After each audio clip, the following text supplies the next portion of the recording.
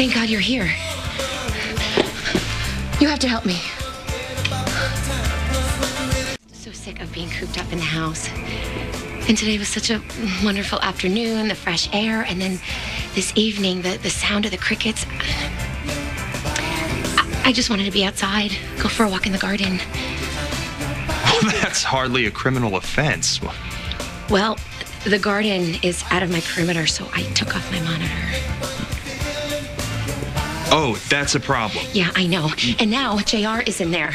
And if he finds my monitor, that's the perfect excuse to get me carted back off to prison. And what's worse is he'll make it seem to Adam that I was trying to run, which I was not. I love Adam. I would never leave him.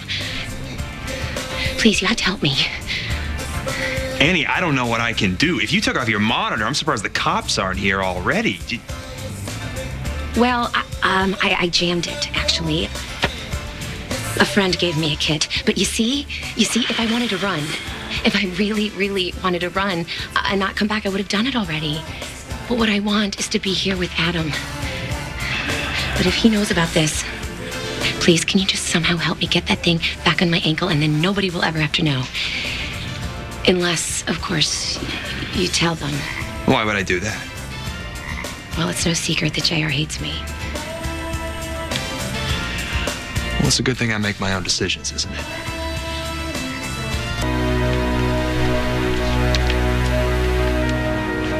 What the devil is going on here?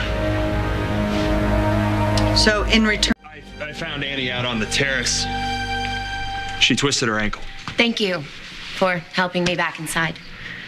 Yes, Scott, thank you. Are you all right? I'm much better now.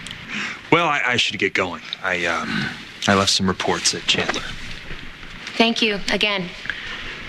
Yeah. Well, you look very pleased with yourself. I am. The twisted ankle. What was that about, really? It was a test. And Scott passed with flying colors. I told him about the monitor. He could have told JR, but he didn't. Instead, he tried to help me put it back on. I think Scott's on our side, Adam. Yes, he's an idealist. He still trusts the truth. Well, he lied to protect me, so... And I really don't think he'll tell JR about my little adventure. I hope you're right. What are you doing here? I'm making sure that Annie doesn't get her hands on her company. Drafting a new bylaw that prohibits anyone from gaining access to shares or voting rights. Isn't that a little extreme? My dad's dancing around the house, crushing on a woman who stabs, steals, and tire irons people to death. Someone needs to look out for this family's best interest. Annie seems pretty rational these days. She's as crazy as they come. Scott, we're just getting Chandler back on track. I'm gonna make sure that psycho doesn't steal it from us. No. I don't think Annie's in it for the money. I think she really cares for Adam. That's because you believe the best about everyone. Annie's playing you just like she's playing my dad. She thinks she's gonna sleep her way into my dad's heart. Well, she's not the first woman to try to love my dad out of his money. But I'll make damn sure it's the last. Why is it so hard for you to believe that Annie might actually love Adam? Okay, he's not exactly warm and fuzzy, but he's got a good heart.